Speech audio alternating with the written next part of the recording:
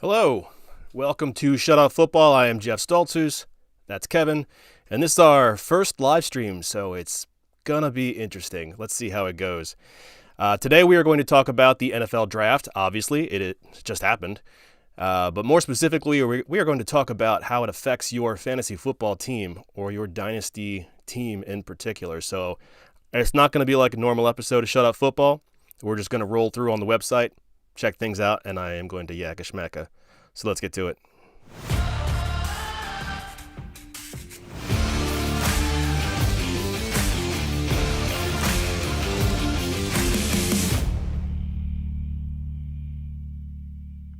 Calamitous would be my best first guess here as to how this is going. All right, let's do this. Let's go to the good old website here. This is CBS that we'll be looking at today because I kind of like the way they laid it out here. And we're just going to go, I think, alphabetically here, team by team. Quite simply, Trey McBride, probably top 3 tight end on my draft board. But you got to wonder what he's doing here with Arizona. If they're looking for a young tight end, obviously this is a guy that's going to help them. Dynasty-wise, I believe they still have Zach Ertz there last time I checked. We can actually go check their depth chart right here. Zach Ertz. So Trey McBride slides in right behind him, and Max Williams as well, I believe, is still there. I think he was injured. But there's just no way that Trey McBride is anything more than a stash. He's every single tight end coming into this draft I thought was a B, a solid B. But there were no A-pluses in this. There were no Kyle Pitts or anybody like that. No one said otherwise. It's not like you're hearing this for the first time. But I would stay heavily involved with Zach Ertz if he were on my team. I would not draft Trey McBride unless it was very late value, but chances are good he's just going to be clogging up a roster spot for you for at least 2 years, so I would pass on that.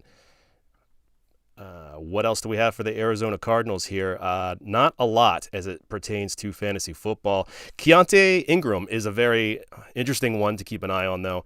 Obviously, James Conner is going to be the guy this year. He surprised last year. He was amazing. And he's not that old, I don't think. We can even go straight. Oh, well, here's Eno. Eno's on the team, too. He's only 23. He was taken in the 7th round, though. But if we do, let's do, not Snoop. James Conner is 27, so still not that old, really. Still quite useful. Keontae Ingram, if I can borrow this website briefly. He was on the younger side. A lot of the running backs coming out this year were actually around 23 years old, some a little older, so 22.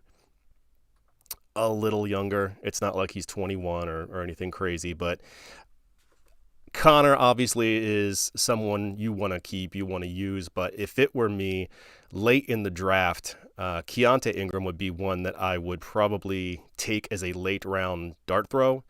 Not quite the same way that Elijah Mitchell was last year, but what is in front of him is tenuous. I wouldn't invest a lot into him, because it's just as likely next year they go into the draft and grab somebody in the 3rd or whatever and completely blow him up. But that being said, Connor's been injured before. Keontae has talent. If he gets a chance to mix in, or if there is an injury and he gets a chance to run with it, maybe he shows out and he is valuable for you, whether for your team this year or even as a trade piece for next year. So that's Arizona. Most of this will go pretty fast, honestly, except until we get to the Eagles. I think once we get to the Eagles, I'm going to take my time because that's my team. So, Falcons. Makes sense for the most part. Drake London, depending on who you talk to, was the best wide receiver in the draft. He was probably my 3rd or 4th. I actually fell in love with Jamison Williams, and I find it a little strange that they went London instead of Williams, because what are you really playing for this year? So if your concern was I'm not sure exactly when Williams is going to recover and get back on the field. It doesn't really matter for this year, built for the long term. However, if they just straight up thought Drake London was better, that's fine. That's an opinion. Lots of people have that. It's clear that they are valuing catch radius, I would guess you could put it at, size, with both Drake London and now Kyle Pitts on the same team. Maybe it doesn't matter as much who the quarterback is right now because these guys can swallow up anything like cookies. So Drake London, good receiver, good pick. Not the guy I would have picked, but we're hemming and hawing about really minuscule things here. Till we get down into the third, that's when I really started scratching my head. Desmond Ritter, I know people are enamored with his athleticism.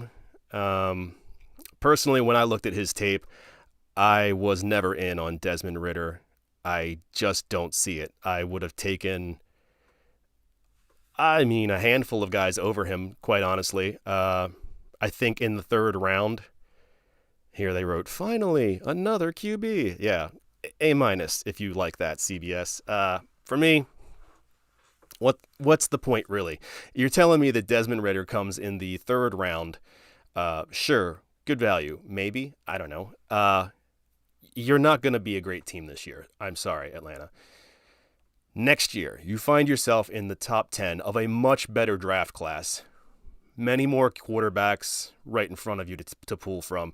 Are you going to hesitate because of Desmond Ritter?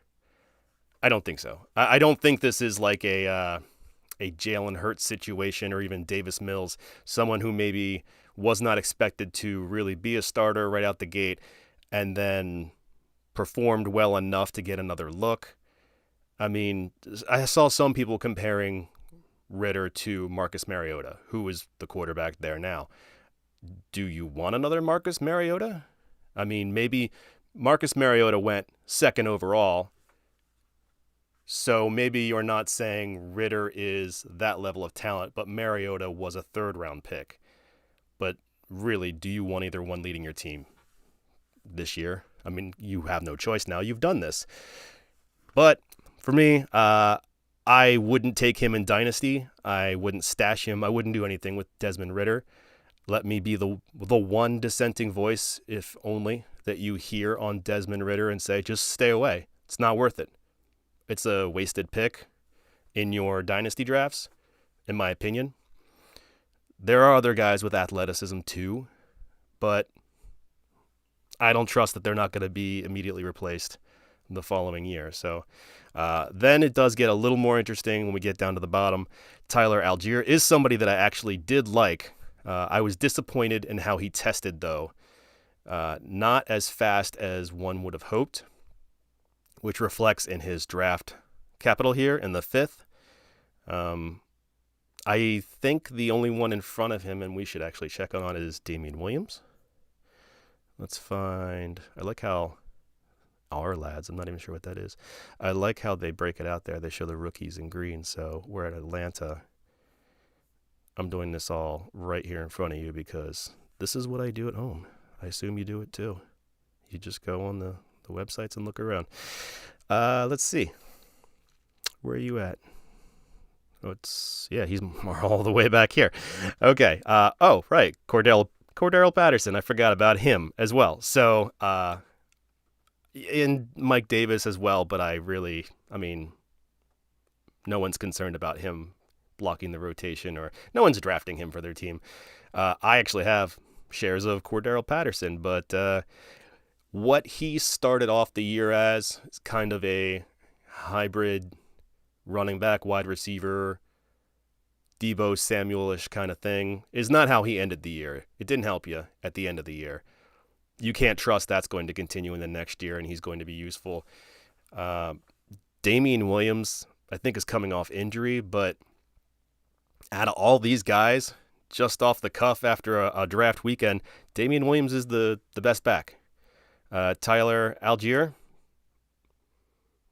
I don't think I'd invest in him either. I like him. I just don't. They didn't put enough draft capital in him to not just replace him next year. If he shares the backfield this year, he'll share the backfield next year and probably less of it. So that's a pass on him as well. So we can skip past Atlanta and go straight onto the Ravens, which is a little more interesting. Kyle Hamilton as a safety going pretty early, I thought was a good pick. And so was Tyler Linderbaum. I know I'm mostly talking fantasy here, but that's good Ravens picks. I'm in Ravens country, so got to appreciate that. When we get down to actual people as it affects fantasy, Charlie Kolar and Isaiah Likely, tight end wise. I know they have Isaiah Likely listed at 6'4". I actually thought he was a hair smaller than that. He's very athletic, but he did not really wow me on his tape. Charlie Kolar did. Let's see. They said, oh, yeah, look at them. They say this is Mark Andrews 2.0. No. If you look at his metrics, that is not the same. But I will admit that I looked at him early on tape and thought he was faster than he is. I actually said he was a little Kelsey-like, which I knew, is a little over the top. But I do believe in him. I think he is good. And I believe his RAS score, relative athleticism score, was actually pretty good for his size. So even though he didn't test as fast in his 40 for his weight and height, he was pretty athletic. So I like Charlie Kolar, and I would love to invest in Charlie Kolar. But Mark Andrews, sitting right there in the way, where are you going to take him? Are you going to invest dynasty-wise in Kolar this year? Why would you? You're just waiting for an injury. Where do you want to take him? The end of your draft and have him sit on the bench? That's a guy to watch. That's one that I really want, but there's just nothing good there. There's too much in the way. And so often you get one of these guys in their rookie year, you go, yay, it's a rookie tight end. And then they're gone. They're off the map. 2 years later, they pop up. So I think I'm going to have to, unfortunately, blow a kiss to Charlie Kolar and say, I will see you in a couple of years. Oh, and then I almost forget every time I look at this. Tyler Beatty. Holy moly. Tyler Beatty. Let me circle. I don't even know if you can see that. I like him, and I like him a lot. 6th round is absolutely way later than I ever thought he would go.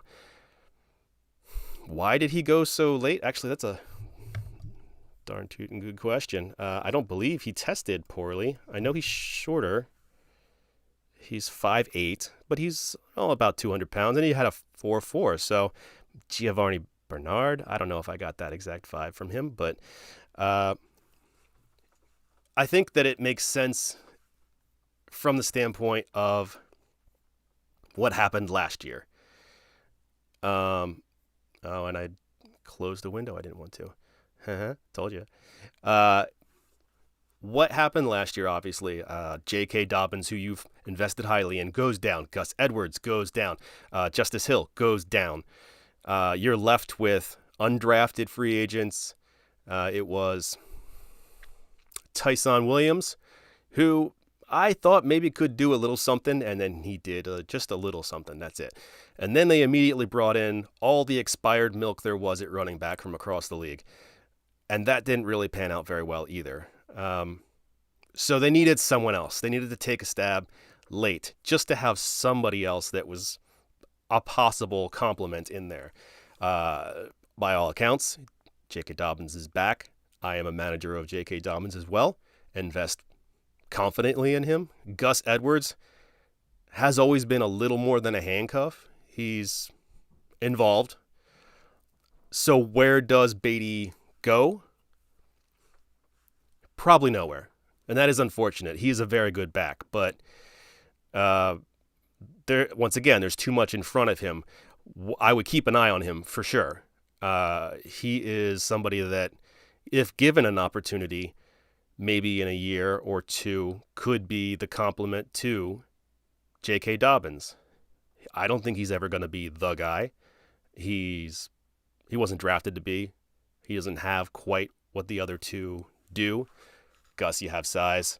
J.K. Dobbins, you have all the moves. He can do it all. But it's an upgrade. It's good for the Ravens. It's It's good for fantasy maybe in a year or two as a complementary piece. Now, when you invest highly in. But don't completely ignore him is what I'm saying. I know a lot of people will. They go, 6th round. Forget about it. You cannot. You never know when he's going to pop up and be important. Buffalo Bills. I didn't skip anyone, did I? Let's see here. I did not. Okay, fantastic. Let's go look at the Buffalo Bison. James Cook. Man, did any of you have James Cook in the second? If you did, you are massively better at this than I am. I liked James Cook. Out of 3 tiers that I built out of running back, he was the top and probably only one I really thought you should grab from the 3rd tier, which is not to say that he's not good, but he's a little undersized, mostly in the weight. People, hey, did you know he's Dalvin Cook's brother? Did you know that? Yeah, me too. Everyone says it like every single time. I understand. That doesn't mean anything. Doesn't mean he's going to be Dalvin Cook. I don't know why they bring that up. Hey, did you know Marquise Brown was Antonio Brown's cousin? What is this? So, James Cook.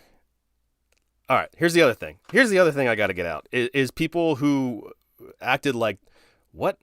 Buffalo drafted a running back? Heck yes, Buffalo drafted a running back. Jeez, who didn't see that coming? That's like when, stick around when we get to the Jets. Of course they were going to draft somebody. You have Devin Singletary, who's got the moves, but that's about it. You've got Zach Moss, who's got the power, maybe. He's like a pounder without the extra weight. That makes sense. It's just, there's not a lot there, and there hasn't been a lot there. I'm not surprised they finally invested something at the running back position. I just didn't think James Cook would go in the 2nd round. 3rd round made more sense to me. Not that, it's that many. It's 1 if we're counting. But he's easily the best guy on the team. But he's going to rotate. That's the annoying thing. He's still going to rotate with those other guys that are subpar. So take him, yeah, because invest in him in Dynasty, but don't put too much into it. He's never going to be Dalvin Cook.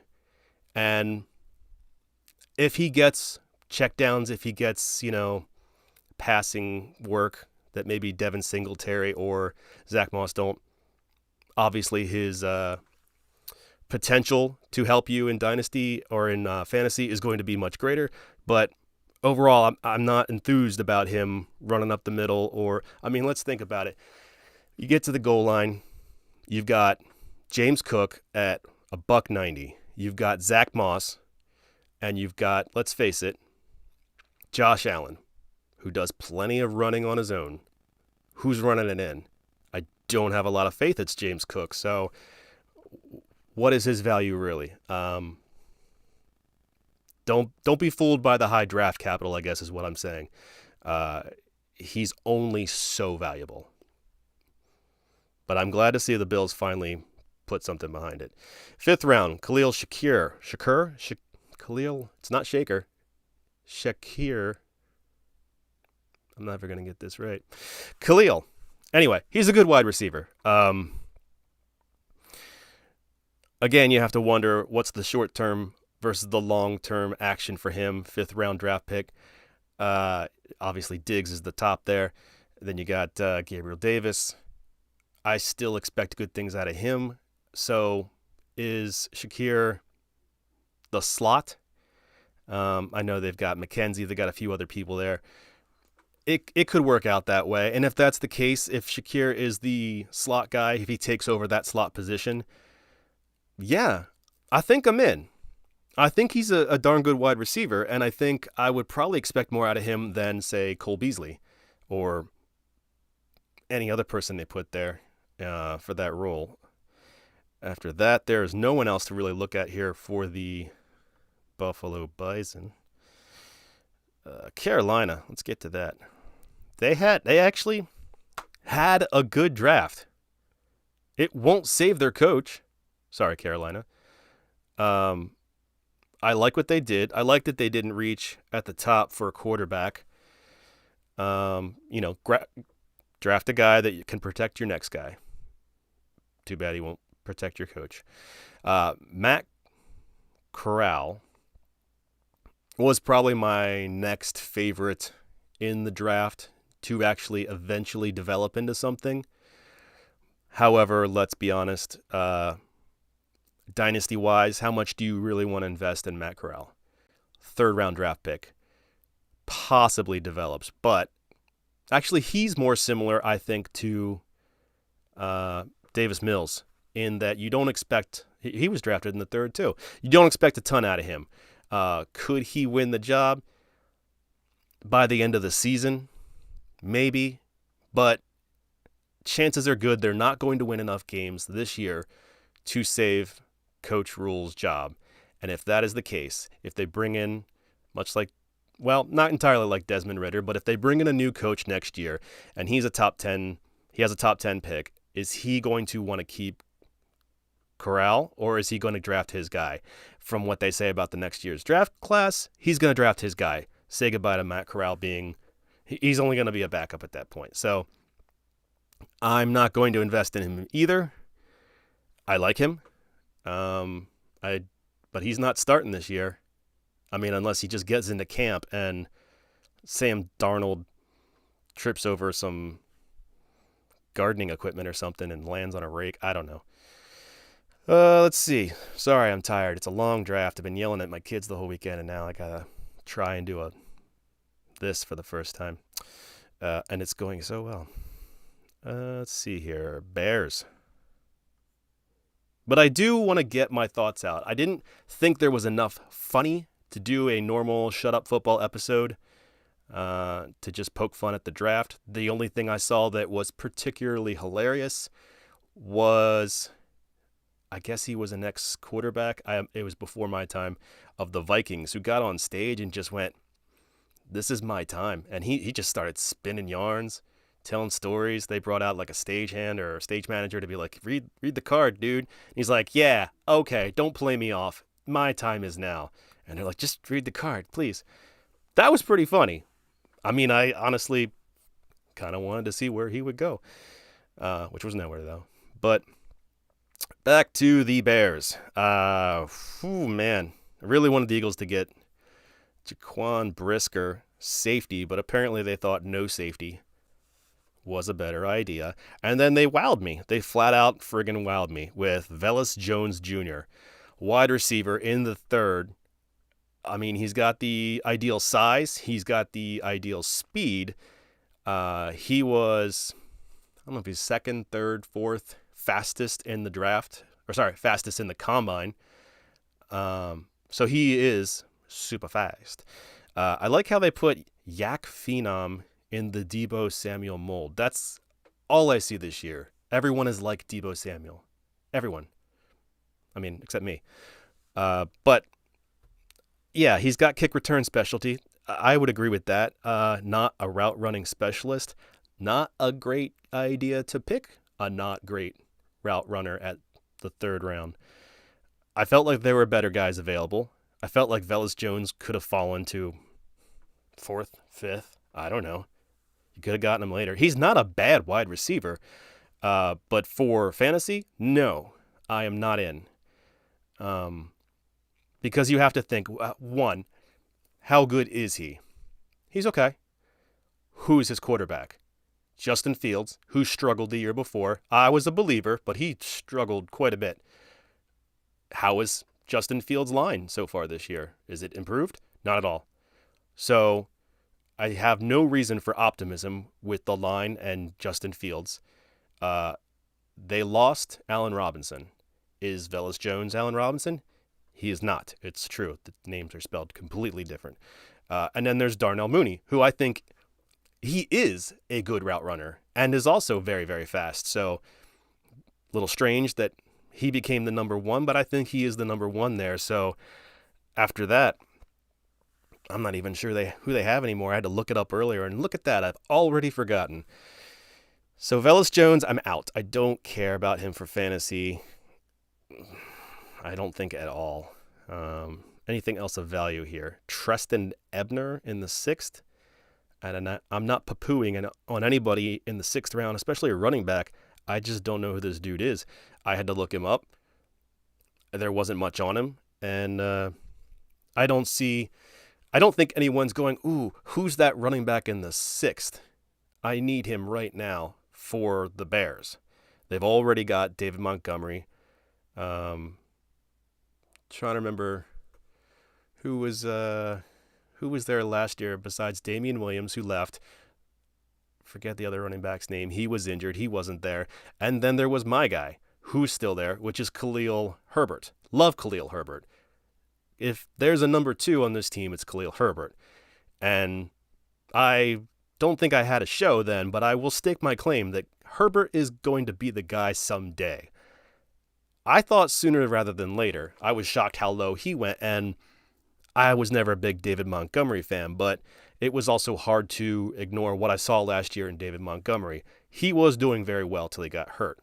And then Herbert came in, spelled him pretty well. But I'm not messing around with anybody else. It's Montgomery, it's Herbert, and I don't care about anyone else here on the ground. And who knows what their offense is going to look like this year. I guess that it would be smart if they were to run it more. But we shall see. Oh, man, we're still in the B's. Bengals, I knew this would be long. This is why I want to do it as a live stream. Just to I don't know, punish myself. Got a safety in the beginning. That made sense. So I liked what the Bengals were doing before the draft, the free agency market, getting the offensive line additions. Alex, there was a Karras and a Kappa. I don't know. There was some K's and C's. Big, good guys that they got. So they invested finally. Protect your guy. You don't need Burrow getting hit quite as much as he was. Maybe you get a Super Bowl again. But there wasn't anything amazing in this draft to look at here, especially fantasy football wise. I wouldn't say it's a bad draft, but if you're not a Bengals fan, and I don't care, we're moving on. David Bell. Oh, man.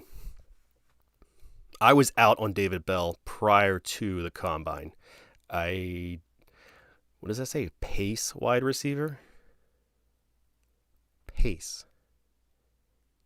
Oh, man, I'd love to know what they mean by that. Sets the pace? Eats the pace? I don't know. I was not in on David Bell. I'm still not in on David Bell. I think he is a good football player. He does not have great metrics. Can you still succeed in the NFL with that? Sure. Absolutely. Jarvis Landry did it. Few others have done it. It's not likely, but it's possible. But if you look at the Cleveland Browns, who have gone through a massive renovation, who is their number 1? Pretty obvious, Amari Cooper. Who is their number 2? I would say Donovan Peoples-Jones, who did test well, who is a very good receiver as well. He went, I think, in the 5th, mostly for maybe some character issues or whatever. But he's very capable. He flashed a few times last year.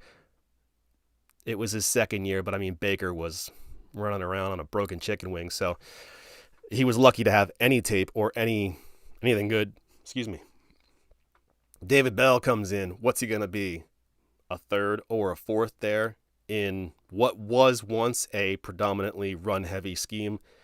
Now, maybe a pass-heavy scheme with, what's his name? Mr. 22. But I still don't care about David Bell. 3rd round capital or not, I'm going to pass on him. Let somebody else take him and cross fingers. Not for me. I would recommend not for you. It's a little confusing for the Browns, but maybe they just needed some depth. Still, in the 3rd, I mean, that's where you get Velus Jones, right? So let's go down to Jerome Ford. Who they got in the 5th? I actually like Jerome Ford. I saw him mocked in the 5th to the 6th, and so they got him in a good spot. However, I got a question. What is his value in fantasy? Obviously, he's not getting to start anytime soon. Ever? No. So let's honestly think about it for a second. We've got Chubb. We've got a Chubb. We've got Kareem Hunt still. I don't think he's going anywhere anytime soon. They just locked him up, I believe, again. I thought he was going to leave. He decided not to leave. So then you got who? Dearness Johnson, who was tendered and I believe signed. Is Ford going to jump him?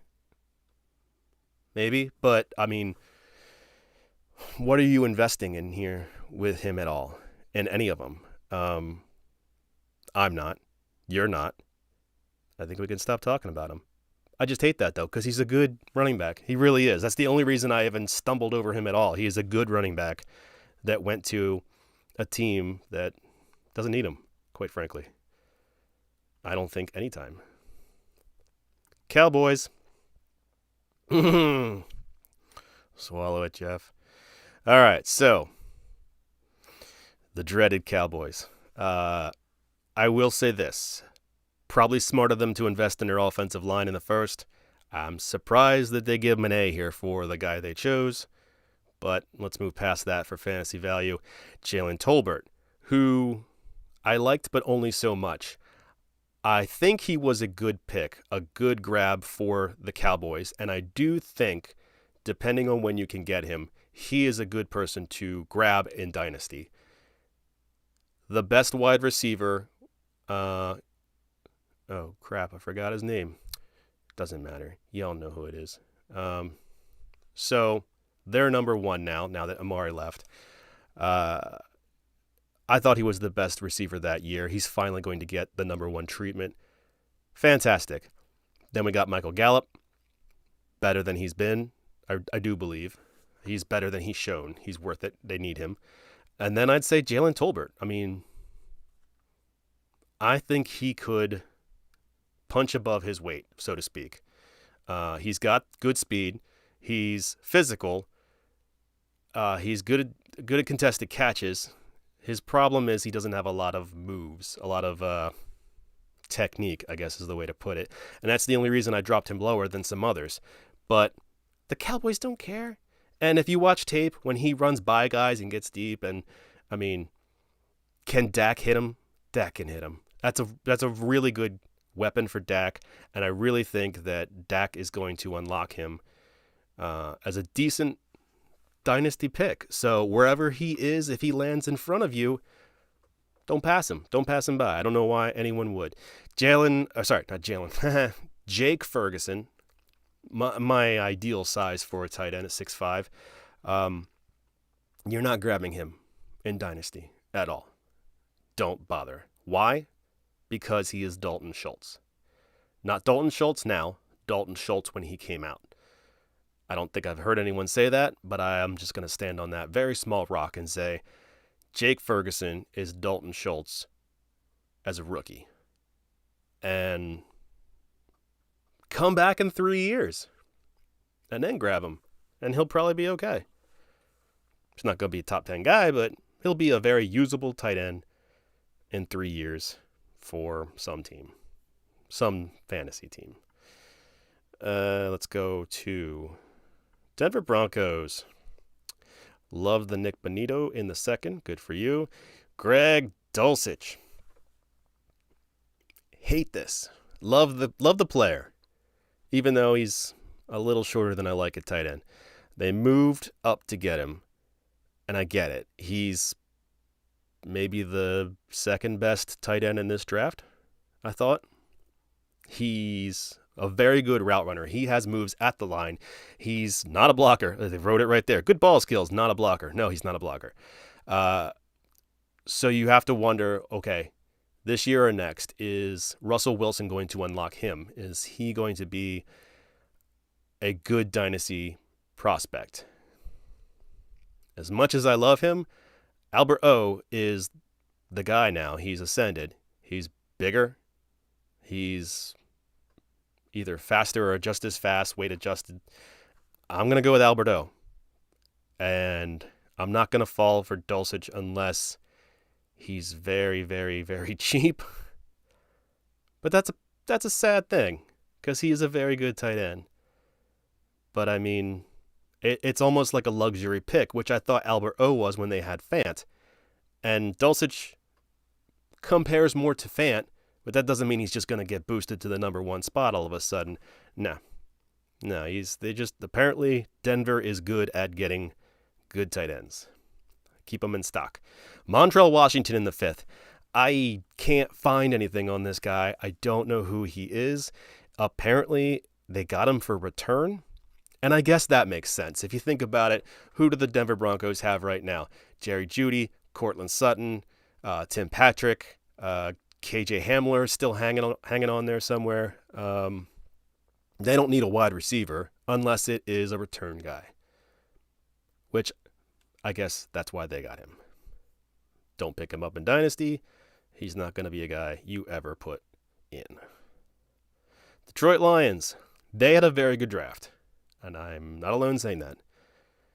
I feel like a lot of things that I say are obvious, and then I find out other people disagree with me. So feel free to just disagree all you want. By the way, I'm completely ignoring the live stream chat. I have no idea if anyone has even joined us or is looking there. But if you're writing things and I don't see it, it's not because I'm being cruel or mean or a jerk, although I am those two. It's because I don't have that window open. Should I? I don't know. This is my first one. Go easy on me. All right. So, Detroit Lions, Jamison Williams. I already said he's my favorite wide receiver in the draft. Well, here he is in the first round. They snagged him. In fact, they snagged him right before my Eagles, and I swore the Eagles traded up to get him. Guess we'll never know. Kind of felt like they did. But good for the Lions. Fantastic for the Lions. And you should absolutely draft Jamison Williams. I don't think I have to tell anyone to do that, but if there's anyone out there, anywhere, thinking Jared Goff or whatever, who cares? He's not going to be the quarterback in a year. Guarantee it. So get Jamison Williams on your team. If you need somebody really bad this year, obviously that's probably not going to work out so well for you with Jamison Williams, but he's still going to be worth it in the long run. Just take him. James Mitchell. You're not going to take James Mitchell at tight end. TJ Hawkinson is there and is the guy, and James Mitchell is really, what is he, a blocking tight end? He's nothing. I'm sorry. I shouldn't say he's not. He's nothing. That would be cruel. I'm sure he has a family. Packers. The Green Bay Packers hate Aaron Rodgers. There's no other way that could not be the case. Look at that. First round. Wide receiver? Nah, man. No, we're going to get a linebacker. How about the end of the first? Nah, dog. We're not getting a wide receiver. Top of the second? Yes. Let's get you someone who is very tall, has a lot of potential, metrics are great, huge risk. He was a smaller school guy. He was not featured, not a lot of production. So high risk, extremely high risk, but huge amount of room in front of him to be the guy. I mean, who do they have in Packer Nation? Not much right now. Not much at all. So, investing Christian Watson? Yeah, probably invest in him, because if he is able to realize what he's capable of and he's got Aaron Rodgers throwing to him, then yeah, he's golden. I still think he's really risky though, but you're not going to pass on him. Then you come down to Romeo Dobbs. Romeo Dobbs in the 4th, which, a good receiver who tested poorly. People seem to, look at this. Did they say it right here? Yeah, he's a field stretcher. I don't understand how you can have such bad metrics and be a field stretcher. It's beyond me. But anyway, he is a good receiver. Never thought that he was particularly fast, but he is good. And if he can reach new heights with Aaron Rodgers, and as we said, Aaron Rodgers can make someone a star. Yeah, I mean, if Christian Watson, despite all the A+ that he can get for other things, is risky, Romeo Dobbs is also just as risky for different reasons, but just as likely to become a star because of who's throwing to him. I mean, could I see Romeo Dobbs catching back shoulder fades and whatever from Aaron Rodgers and being more successful than Christian Watson? Yeah, sure could. They're funny that way. So invest in him too, just maybe because of opportunity. And then they got Samori Toure, who I know was in the 7th round, but go watch his tape if you haven't seen him. His metrics are not horrible, and he's good. I don't know how he can be a thing with the Packers, but he's good. Good for the Packers. Maybe good for fantasy. You never know. Funky things happen, man. All right, let's keep going. Now we are off to the Texans. John Metchi. I actually am surprised. I love John Metchi. I made a video very early on and I said I want to be in the John Metchi business. And I meant that at the time. And then he tested not as well as I would have hoped at the combine. But I'm still in. I'm just still in. I just like him that much. I think he's good. So I'm surprised he went in the 2nd because I thought the establishment was down on him. But yeah, I will draft him where I can get him. I'm not afraid of Davis Mills being the guy throwing to him. I'm not afraid of Cooks being there or Nico, what's his name, being there. I'm still going to try and grab Metchi, and I think everyone should. It's going to be worth it. Damian Pierce. I mean, he's probably the best running back on the team right now. All right, arguably, because they did pick up Marlon Mack. And as a Marlon Mack investor myself, they are very different running backs, but they are not very different metrically. They just hit it a little different. I could see a 50-50, 60-40 numbers, I'm saying now, split between the two of them. If you want to mix a rookie in, it's gonna be Marlon and him. I don't know, maybe they just like Rex Burkhead, but I would mix those two in some way. And I wouldn't be shocked if next year they draft somebody higher. So how much do you want to invest in Damian Pierce? Not a lot. Not a lot long term. Short term, it might be worth it. He's not a bad running back. He's just kind of, yeah, he's a tree trunk with legs. He kind of is. I think Marlon Mack, and it seems like he's back, it seems like he's healthy, could be a little more fluid, has a little more upside, and obviously experience. I'm not going to put a lot in to try and get Damian Pierce. It's more of a desperation short-term play. And try not to be desperate. Tight end in the 5th. That dude, Teagan. Sorry, bud. You're not on my team. Indianapolis Colts. I freaking love Alec Pierce. And you should too. I don't want to fight you about it. I've loved him for a long time now. And I'm sick of you people not loving him too. Actually, no, I love that you people don't love him. You people. That sounds really rude. I love Alec Pierce. I love everything about him for football. You know, I don't actually know what his favorite color is. So I'm going to invest in him. You don't want to, that's fine. Leave him for me. I will invest in him wherever I can. CBS gives it a C+ grade. Maybe because of the round.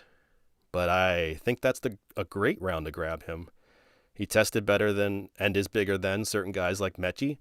I forget now which one went first, but I think Pierce is a fantastic wide receiver. I think Matt Ryan is an ideal quarterback to be throwing to him. And I think Frank Reich is a great coach who can make use of him. Then you go to the 3rd round. Jilani Woods a freak.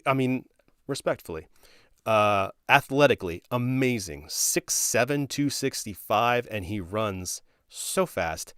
I mean, he's still transitioning from quarterback to tight end. Let it happen. The only thing in front of him is Mo Alley Cox, and I think, was it Kylan Granson or something from last year that everyone was trying to make happen. It's not going to happen. I'm sorry. Stop trying to make fetch a thing. Jilani Woods will be, if he can achieve what he has in front of him, he will take over eventually. It probably won't be this year because Mo Alley's been there a while. But he's an undrafted free agent, I believe, who came in. He did better than they expected. Baby hands Jack Doyle got in the way and mixed in with him, whatever. They've often used two tight ends in Indianapolis. But Jilani Woods can be something that takes over. I will invest in Jilani Woods. I will invest in Alec Pierce. Hooray for the Colts. What a great draft for you. I think they are both fantastic, so good for you.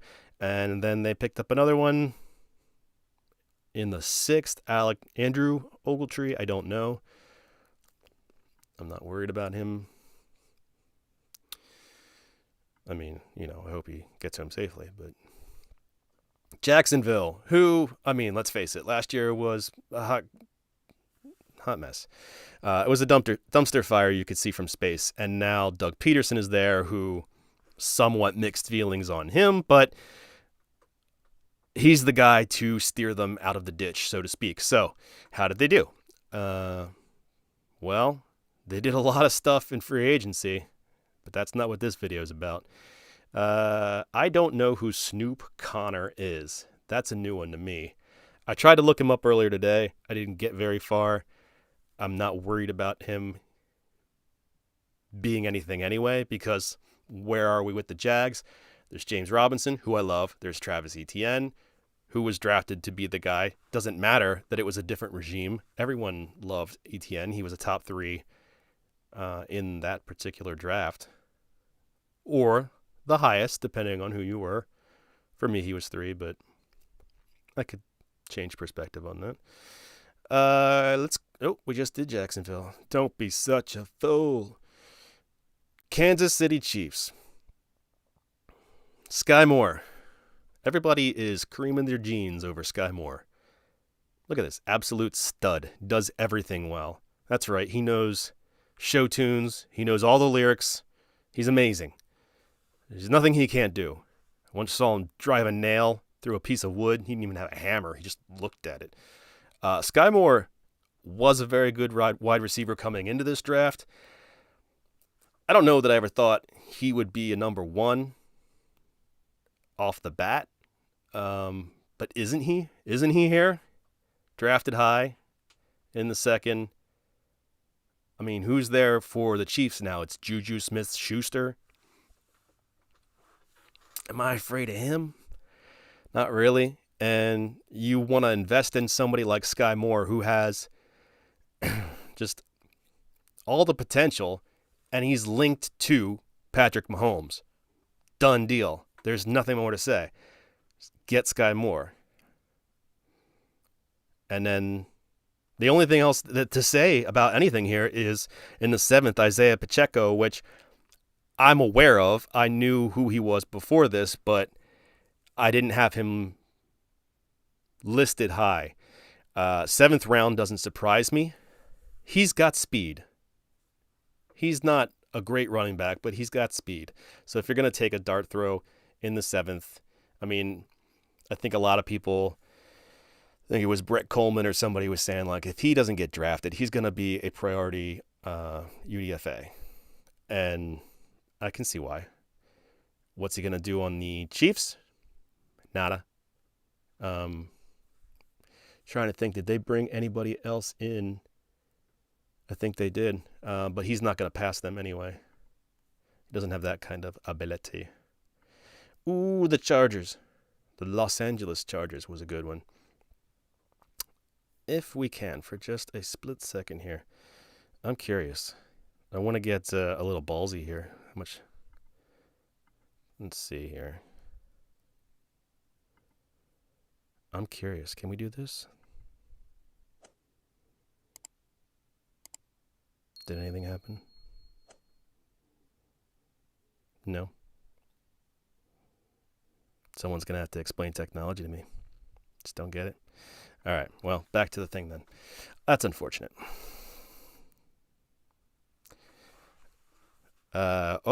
That's why I wanted to get to the Los Angeles Chargers, because they're insane. Why don't they like running backs with speed? No, really, I'll wait. You can tell me. Isaiah Spiller in the 4th. People loved Isaiah Spiller. They send him roses and chocolates on Mother's Day, strangely enough. He is a good running back.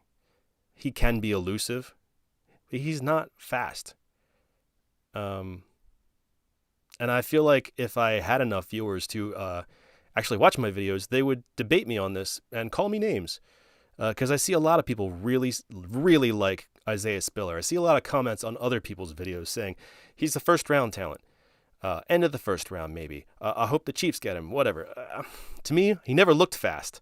I was worried about his speed before he went to the combine, which I know he didn't test everywhere, everything. But when I see him on tape, and admittedly, he has a few moves, but when he's pulling away from defenders, the defenders look slow. It's college defenders. I get that. But there are a few times you see someone flying up the backside on him, and he looks like he's just running on a treadmill. I'm very concerned about Isaiah Spiller's speed as a prospect. So taking him in the 4th, what does that make him better than? What would be the investment for Isaiah Spiller? He's going to be the number 2, maybe, because obviously he's not going to be the 1. But you've got multiple 3rd/4th round picks in front of him who were slow and are capped. You've got Joshua something. Damn it, I forget his name. Josh Kelly. I think that was his name. Then there was Roundtree. I mean, Justin Jackson is fast, but he's a different type, and I wonder how long he'll be around there. But for now, yeah, I guess I would say Isaiah Spiller is more like the 3rd running back. And I don't see him ascending. What's the case for him ascending? I mean, I'm not saying he's going to be... What am I saying here? I guess I'm saying I wouldn't invest in him, much to the chagrin of a lot of people. Others are going to say how great he is. He's going to be the next bread and butter, whatever. I'm telling you now, I'm going to plant my flag. Do not invest in Isaiah Spiller.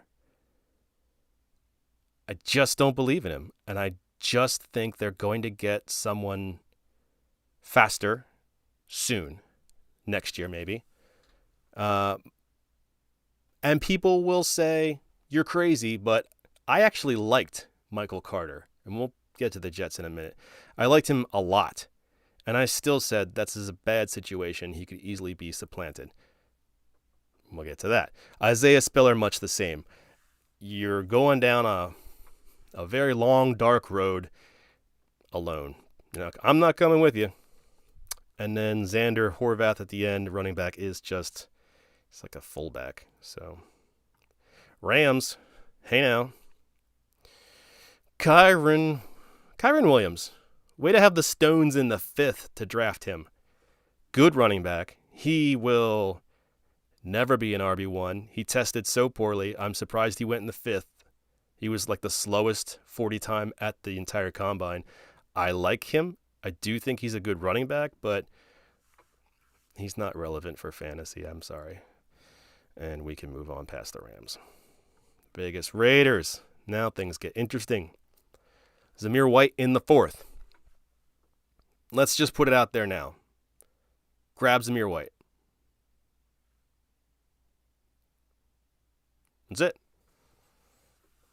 Just go grab him. I mean, what confidence do you have of anyone else who's there right now? Is it Kenyon Drake? Is he still there? Josh Jacobs, they did not pick up his 5th-year option. Zamir White, new regime. Zamir White is their pick in the 4th. Could he get supplanted? Is it the same situation as Isaiah Spiller that I was just talking about? No, I do not believe so. Excuse me. I'm making weird noises. Zamir White is actually very good. He's fast, and I do think he could be a very, very good pickup in Dynasty. It's not the same. It's just not. Dolphins are a little confusing. Eric Azukama? I heard it said earlier today. They said it so effortlessly. I actually like him. I never heard of him before the draft, and I went and looked him up. And he's, you know who he reminds me of? Deebo Samuel. No. Actually, he did have some of those traits of a wide receiver that once he gets the ball, he's a little running back-like. But he doesn't have the same metrics. He's nothing like that. But I thought that was a curious pick for this team, considering they've got Jalen Waddle, Tyreek Hill, Cedric Wilson, and then a host of just other guys. Preston Williams is still there. I don't know what they plan on doing with him, and I don't think he's fantasy relevant. But you should probably listen to what they say about him in camp. Probably not for this year, but I mean, I just find it hard to believe anyone other than those first three guys are going to be relevant in any way, especially with Tua at the helm. But Dynasty, you do need to think beyond Tua, because we never know. Vikings. Really? Nothing? Oh, wait. Ty Chandler in the 5th. So, all right. I remember this now.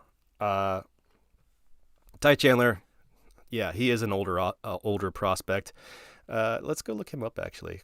Excuse me. I'm making all kinds of weird noises now. Hey, Ty Chandler. He is very fast, obviously. I guess they don't have all the information, but he is one I liked very much. No, we're not going there. When you think about the backfield for the Vikings, obviously Dalvin Cook. He's the man, sometimes injured. Then there is Alexander Madison, who I believe this is his last year, and they'll probably let him walk, I would assume. He's never going to take over as the number one there, and they'll probably find better money somewhere else. Hell, he could go to the Chargers. They like slow running backs. No, he's actually very good, but not the fastest. Ty Chandler, you could argue, is insurance for Dalvin Cook. He's not going to get on the field and supplant him. He's insurance. Kenny Nwangu is also there, and I like him, but they were using him more as a return specialist last year. I don't know that that's going to change, especially now that they have Ty Chandler there. So,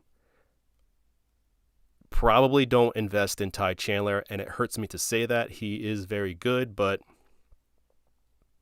I'm not sure I see a path for him even next year, unless something very serious happens with Dalvin Cook, but I don't see that happening. So, good pick by the Vikings. Not necessarily anyone worth grabbing. However, Jalen Nailor is pretty good. But the problem with Jalen Nailor, again, is depth chart. He's a 6th round grab. They got Amir Smith-Marset last year in the 5th.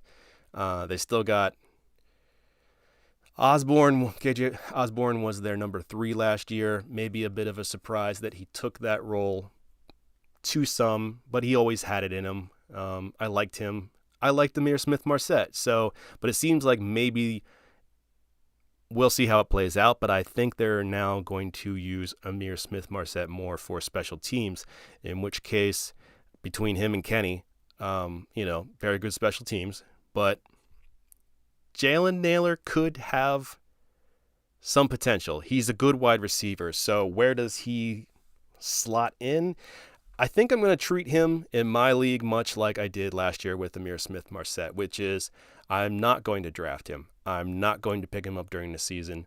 I'm going to wait until towards the end of the season, and then if I have a little room on my bench to maybe dump somebody and pick up somebody, I might pick up Nailor just in the off chance something weird happens in the off season and he gets a little boost.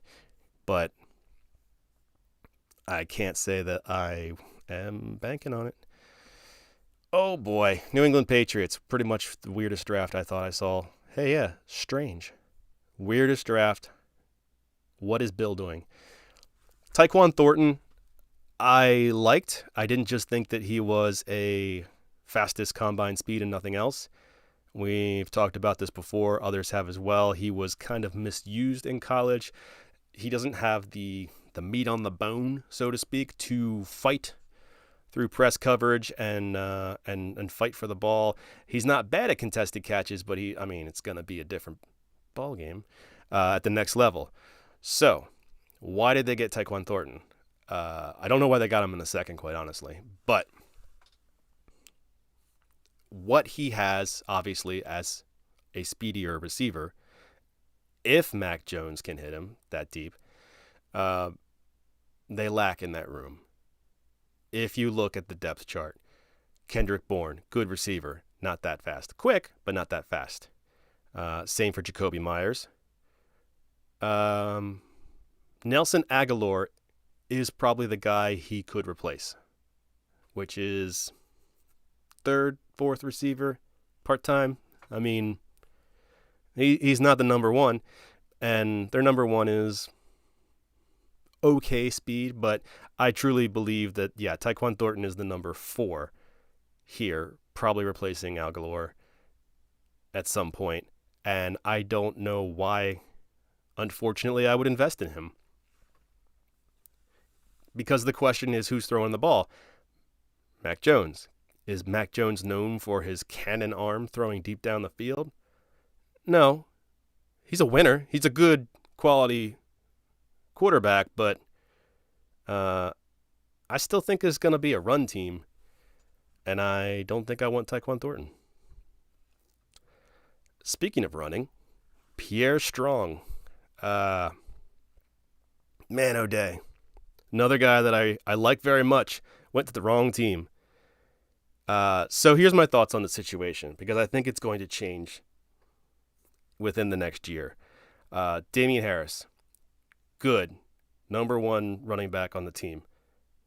I forget exactly the year he was drafted, but I don't think he's long for this team. I think Bill has found that the devaluation, if that's a word, of the position for a running back kind of means he can just get a guy in the 4th, 5th, whatever round every year, never really pay guys to stick around and just keep moving. Is he wrong? I don't think so. So after this year, Harris could be gone. James White is still hurt, I believe, and he's getting older. He could be gone. So who's left? Pierre Strong, Ramondre Stevenson. If I told you as a Pats fan that those were your 2 running backs next year and they split time, would you be okay with that? I would. I actually think both are very good. So Pierre Strong in a Dynasty league? Yeah, you know what? I already have Ramondre, but he's limited in his own way. Give me some shares of Pierre Strong. That's a sneaky grab. It won't probably pay off this year, but it could next year. Damian Harris didn't even play his rookie year, so it's one you're going to have to go and play the long game on. Bailey Zappi. Rest in peace, bro. I liked Bailey Zappi very much. I thought he was more in line with the Davis Mills level of could he be a starter, could he not be a starter, but it's very clear here in the 4th. They said, I like that Brian Hoyer, but he's getting pretty old. Let's get a new Brian Hoyer. That's what they did. So no one's investing in Bailey Zappi. Mac Jones is the unquestioned starter, and I'm sorry, Bailey. You are doomed to be a backup. But for Bill Belichick, so that's nice. Kevin Harris is another actually decent running back in the 6th. He's more of a pounder at the line. 5'10", 220. If you wanted to give a break to some of the bigger guys, like even Ramondre or Harris, it would be this Harris. I believe he would do it. And maybe he's with the team next year too. You never know. Or there's going to be another guy next year that Bill just keeps drafting late. New Orleans. Wow. What the actual F? New Orleans. Chris Olave, who many people are more up on than me. He's good. He's clearly fast.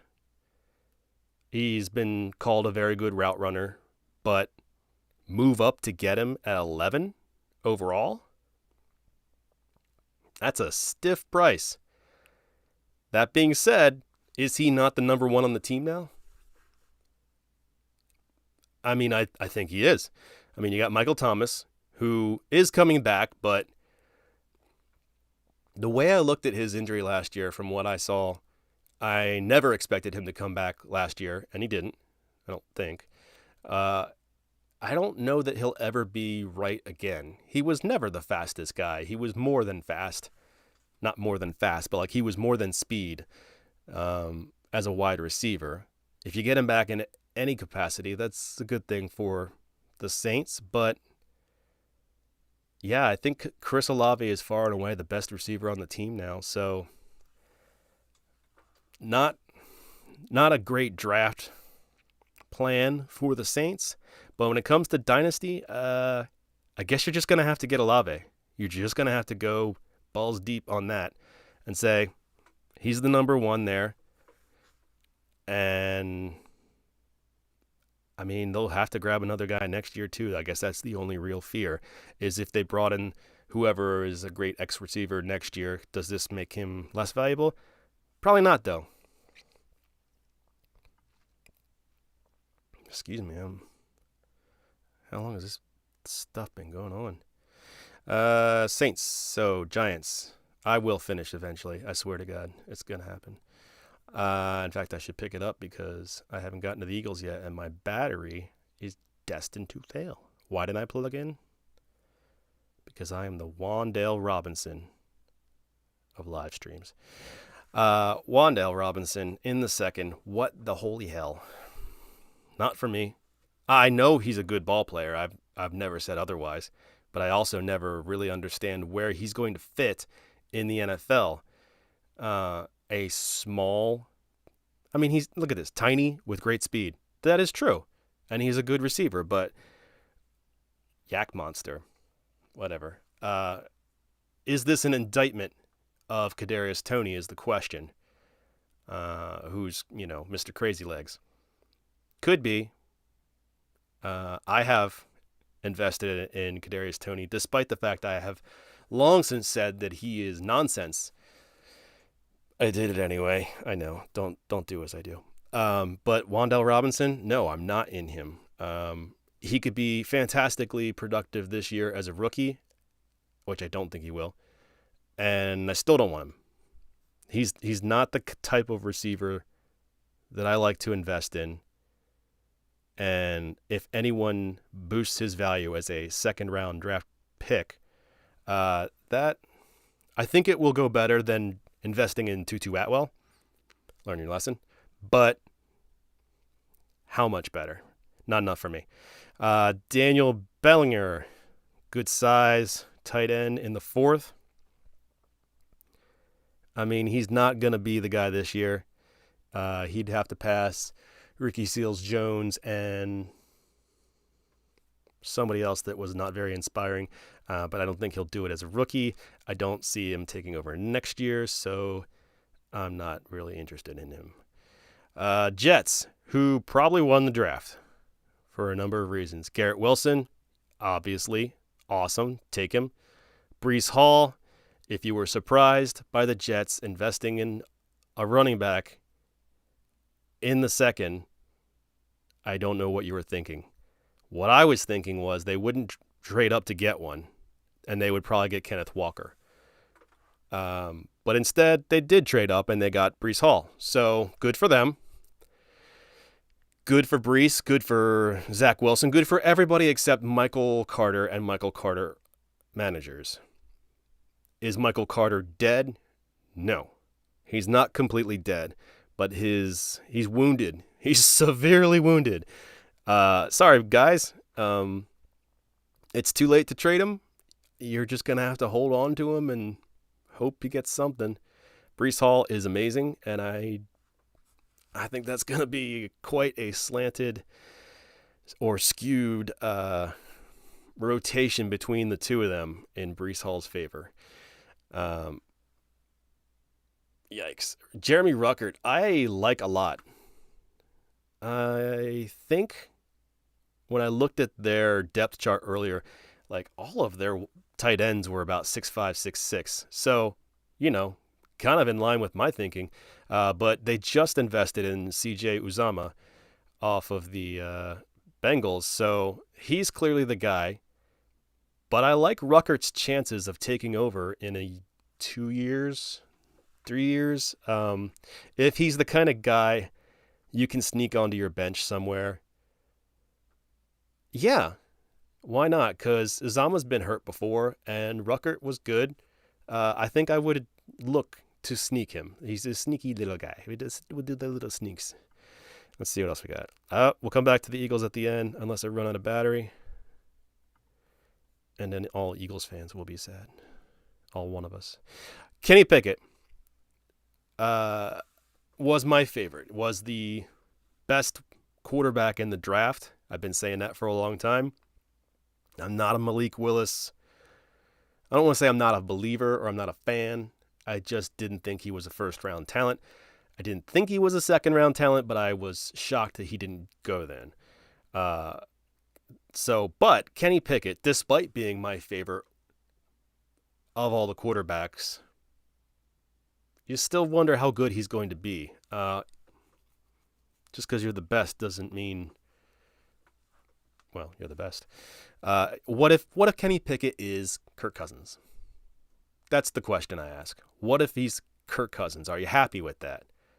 I think for the Steelers, they are probably happy with that for now. To go from Ben Roethlisberger's corpse to this guy. Or Mitchell Trubisky. And I actually do have faith that Mitchell Trubisky can start the year, can be good for fantasy, can make wide receivers good for fantasy. But I would seriously doubt he ends the year on the field because they have to see Kenny Pickett in action. So,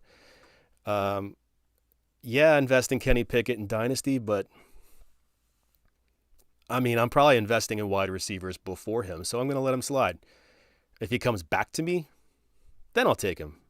Unlike Pittsburgh, they didn't want to let him pass, but I can. Even though he's my favorite, I can let him pass. In fact, I would rather have George Pickens from the second round before Kenny Pickett. I would pick the Pickens. I think he is fantastic. I think he is amazing. I think he is very possibly character concerns. Bad dude needs to mature, basically, which is what I said before the draft. I saw that, and it is something I agreed with. I am not surprised he went in the second based purely on his size, speed, everything. You take the risk because they don't really need him yet. They should, but think about it. You got Deontay Johnson, you got Chase Claypool, now you got George Pickens, and then a couple rounds later, Calvin Austin III, who I don't generally like 5'9", $162 wide receivers. Looking at you, Wan'Dale Robinson. But Calvin Austin, he's not going to have to be the 1 or the 2 or maybe even the 3. He's going to be sometimes a part-time playmaker. I don't think I want him for fantasy. I'm out on him for fantasy. But I think he's going to be fantastic for Kenny Pickett and fantastic for the Steelers. Connor Haywood in the 6th as running back. I'm just going to pretend we didn't see that. Seahawks. We're getting through them now. Kenneth Walker. He was my second favorite running back, but now we're in a bit of a Javonte Williams situation where you've got a guy in front of him, a more fragile guy in front of him. Rashad Penny finally paid off at the end of last year, and you want to ride that, I think, into the next year. Kenneth Walker, though, taken in the second, you're going to have to mix him in. I don't think Chris Carson is coming back, so I guess he takes on a little bit of that role. So maybe we're looking at a 70-30 split to start with Penny and Walker. And I don't so much think that Walker is going to take it from him throughout the year. I would probably put my money on Penny being injured, which is kind of mean to say. But so, yeah, invest in Walker because the only person in front of him really is Penny, who's often injured, only finally started to hit his heights. I think it's probably a safe bet by the end of the year. But if you're looking for someone early in the year, Walker might not be as much help as you want. Bo Melton is the only other thing worth mentioning here. Breaks my heart. This calls him a gadget-type player. I didn't think so, but what do I know? I love Bo Melton, and I'm not the only ones. I saw... oh, God, I forget his name now. Brett Coleman was also very high on Bo Melton. And I think the 7th is kind of amazing that he went so late. And now what I'm looking at is he went to a team with, good Lord, no QB? Is that mean to say? No QB this year? DK Metcalf in front, Tyler Lockett in front. Dwayne Eskridge was a pick high last year. I do like Freddie Swain. I don't see how anyone can invest in Bo Melton unless they pick him up, free agent halfway through the year, whatever. You get an idea that maybe things are going to change. It's just not good for Bo Melton. And I love Bo Melton. Things get weird in San Francisco again. Tyrion Davis-Price. I'll get through this as fast as I can. I need to speed up. Tyrion Davis-Price, I think, is a good running back. I like his tape. I didn't know of him before the draft. And I didn't want to see them invest in a running back high because I am a manager of Elijah Mitchell. It was very strange to see the reaction from the 49ers Nation. People were saying, finally we got a guy to replace Raheem Mostert. And I scratching my head on that. You already got that guy. That was Elijah Mitchell. Tyrion Davis-Price is the guy to replace Trey Sermon. They're very close in height, weight, but Davis-Price is faster. I don't know why Shanahan hated Sermon like he did last year. It seemed like he did. I had concerns about his speed prior to the draft, and he must have known about them, but he drafted him anyway. So, yeah, I think this is an indictment on Sermon. I would still say it's going to be a split or a rotation of 3. It's going to be Elijah Mitchell in front, and then maybe Davis-Price. If Sermon shows out in camp, fantastic. Maybe that will hold off Davis-Price. I'm not investing in Davis-Price. In fact, I would be more interested in investing in Danny Gray, the wide receiver from the 3rd round. I didn't know his name either before, but now that I've looked into him, I don't think he's just speed. I think he's good, and I think maybe a little bit of insurance if Debo throws a fit, which things are kind of whatever.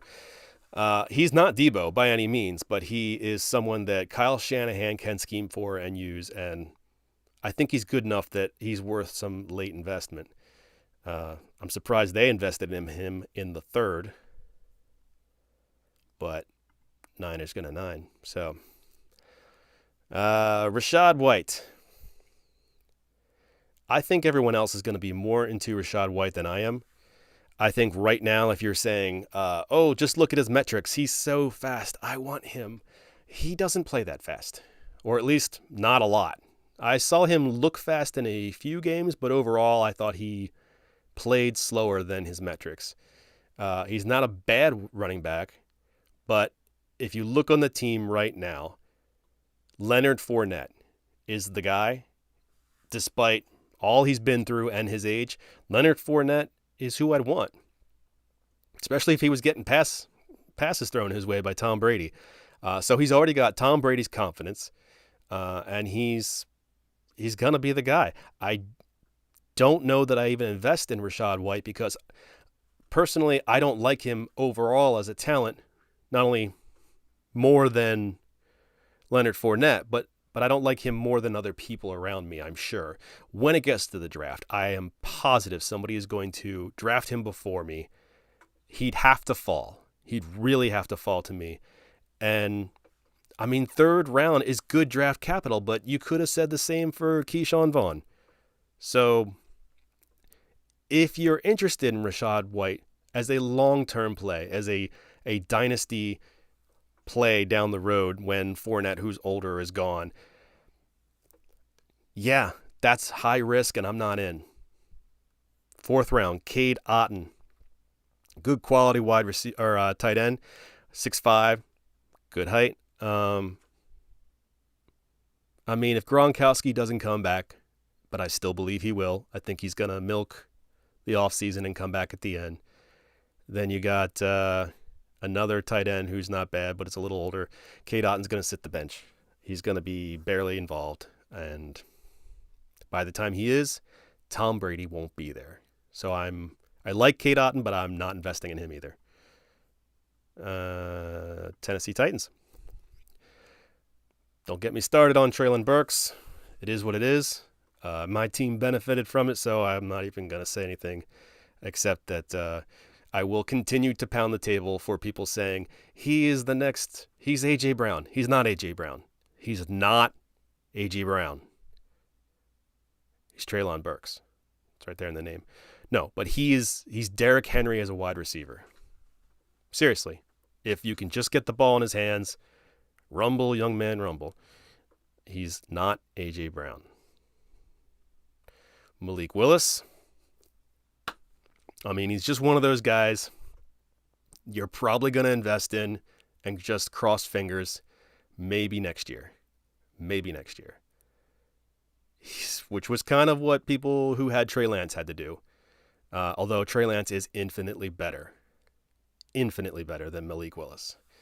Malik Willis, could he be a starter in this league? They're going to give him a chance at some point. You just know they are. Hassan Haskins is an interesting pick. He's a big rumbler too. It says old school power back. I agree with that. He looks like the kind of guy who, if King Henry gets hurt again, they're just going to plug him right in. So as a backup, yeah, if you have room for a backup who's probably never going to be anything more, but has, I don't want to say an often injured, but a guy who is leaned on quite heavily and gets a lot of work in front of him. Yeah, Hassan Haskins could be sneaky. He could be a good end of depth chart ad. Chig Okonkwo, very athletic, good, not for me. I like him bigger. Kyle Phillips. I mean, that's probably where he should have gone in the 5th. I think he's fantastic. I think he's a steal. I think everybody should find a way wherever he goes in their draft to get Kyle Phillips. I've heard a lot of people comp him as Hunter Renfrow, and I would too. And I like Hunter Renfrow. He's got skills. So does Kyle Phillips. Commanders, you weirdos. Jahan Dotson, yeah. I mean, you had to give Carson Wentz or whoever someone to throw to. Wentz can make good use of him this year, and whoever is their quarterback next year can do the same. Brian Robinson Jr. destroys my paper heart because I am a manager of Antonio Gibson. I was hoping they wouldn't take anyone quite so high, and Brian Robinson is good. But here's the real problem and the tiers for Antonio Gibson owners. Gibson is a good receiver. He can run between the tackles. He can turn the corner. He's good all around. Brian Robinson is a little more limited. He can catch, but he's more of an up-the-middle kind of pounder. And then there's, J.D. McKissic, who is surprisingly good up the middle, but mostly is more of a pass-catching back. If you were to take Antonio Gibson and separate him into two other players, it might be J.D. McKissic and not quite Brian Robinson Jr., but you see what I'm getting at here. It's two other guys that make up Antonio Gibson. And while that sounds like great, then we'll just keep running Antonio. They're both going to eat into Antonio Gibson, I think, especially last year when they didn't have anyone really to lean on when Gibson got hurt. If they want to spell him, if they want to give him some time or out time off of games to recover, Brian Robinson is going to eat into that. McKissic will again. I'm a little concerned for Gibson. Not enough to sell, but I don't think Brian Robinson is anything to invest in Dynasty. He's probably less useful than J.D. McKissic because at least he would get the PPR work. So, but it's a ding to Gibson for sure. Sam Howell, you can safely take Sam Howell in the 5th, and it won't mess with Carson Wentz's head, right? That's the idea. His fragile ego will not implode. I don't hate Sam Howell, but much like some of these other guys, he's probably not going to be the starter next year. But I don't think Carson Wentz is either. I'm out on Wentz, and I think it's lunacy.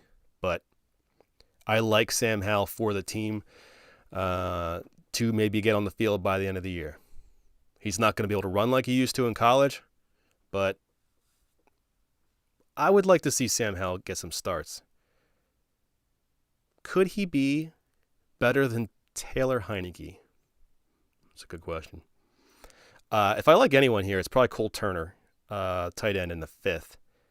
6'6", good size. Let's see. Logan Thomas is clearly the guy, though he's coming off injury. So do you invest in Cole Turner? No, probably not. Not this year.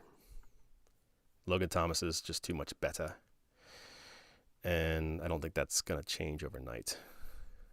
But if Logan Thomas gets injured, that would be a guy to look at. All right, so we're running out of time, but we're almost done. Hooray. Eagles. My Eagles. So if you are not a fan of the Eagles, bye, I guess. Thanks for stopping by. But if you are, or if you just want to know what's worth anything here, not a lot on offense, but we're going to have to bring in the trade as well. So Jordan Davis. I did not think that they would be able to get him, and apparently they did not think so either, so they traded up to make sure they did. Fantastic. So I'm going beyond fantasy, obviously, now. Jordan Davis is huge. He's a mountain of a man. And I am happy to see that finally it's not just, hey, DeForest Buckner wants out of here. Let's trade him. Oh, we'll bring in someone just like him. Here's Javon Kinlaw. Great. Sometimes you can bring in someone who is the same size, the same style, whatever, and it works. But I would like to see my team, and they did, bring in somebody as a replacement before they leave so they can impart maybe some knowledge, help them out. Jordan Davis is going to be most likely the Fletcher Cox replacement. And I love that. I love that they got Cox back and that Davis is here now with them. So fantastic job. I like Cam Jurgens in the 2nd. He might be the next center of the future. Jason Kelce is phenomenal, but he was already flirting with retirement this offseason. If he's there, an obvious starter. I think Jordan Davis could rotate in and out with Cox and others, but there's no way Cam Jurgens is getting on the field without Kelce getting hurt. But Kelce being able to be there to help tutor or mentor Cam Jurgens is phenomenal. So I love that as well. Nakobe Dean, I think, what are you going to do? No one thought he would fall that far. He's there in the third. You need linebackers. I never see the Eagles invest in linebackers, and I thought they would. Maybe in the fifth or late in the third. You never know how it goes. And they did. They took Nakobe Dean, high upside, in the third, and then they went back and double dipped, getting another one, Kyron Johnson, in the sixth. I love that. From what I've seen, Kyron Johnson is going to slot in currently as the backup to Hassan Reddick. And then Nakobe Dean is just behind TJ Edwards. And I love TJ Edwards. They're just two different guys. TJ Edwards, not phenomenal metrics, but phenomenal football player. I kind of wish they could get Nakobe Dean on the field at the same time. I don't know how or when that's going to happen. But right now, it's slotted to be TJ Edwards in the middle, Hassan Reddick on the strong side, and then Kazir White on the weak side.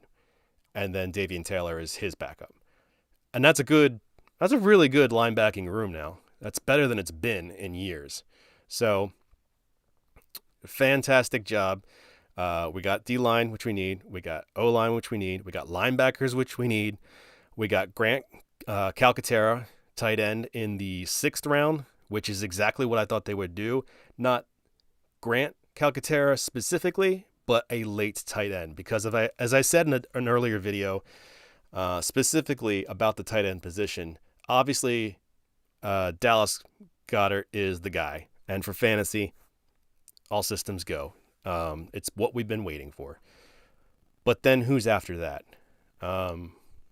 You have Jack Stoll, who was an undrafted free agent last year, more of a blocking tight end, and he's good. They like him, but he's blocking. They'll probably keep him. But then if you want to talk upside, you've got Grant Calcaterra, who 6'5", 247. He's more of a pass catcher. Says it right there, even not great with the blocking chops. And then they have another option too, which was Tyree Jackson, I think his name was, who was like 6'7". He was an undrafted quarterback who went to the Bills, I believe, and he converted to tight end like halfway through the year or whatever, and the Eagles picked him up. He got on the field, made 1 or 2 good catches, and then got hurt. So what I was looking for this year coming in is somebody more natural to the position as insurance, because you never know how he's going to pan out. He could be a Logan Thomas someday. Fantastic. He's tall. But I'm glad they got Calcaterra, because I want somebody who's got ability and is natural to the position and is we're not heavily invested in. And I think they got all that. They nailed everything. The only thing I wish they had gotten somewhere along the way, and I think most of Eagles Nation would agree, is perhaps another pass rusher, another edge guy, and a safety. Safety is a glaring hole. Maybe they know something I don't. Maybe by the time anyone sees this, even though it's currently live, they get Tyrann Mathieu. Great. It's not like we have no safeties on the roster now, and Tyrann Mathieu would be a huge upgrade, though. But I'd still like to see a corner and an edge defender. And apparently Kyron Johnson, he's an edge. He's a linebacker, but he can rush the passer. They did pick up today, I saw a cornerback, an undrafted free agent cornerback who I think they paid the most in franchise history, whatever. Good. I hope he works out, because we could use some corner help there as well. Overall, good job by the Eagles. I couldn't have asked for much more. As for me, I guess I'm done. So thanks for watching. I hope I can figure out this live stream situation for the future. This was my first, but if I ever get into a situation with news, I would probably be more likely to do this than your typical weekly video I do with Shut Up Football. Those take some effort, and I'm not a news source. I'm not going to be a news source. I mean, Have you seen Twitter? Elon's seen Twitter. It's very useful. But for me, for now, thanks for watching. We'll get an actual video out at some point soon. And thanks for anyone who watched this and came along with me on this journey. Peace!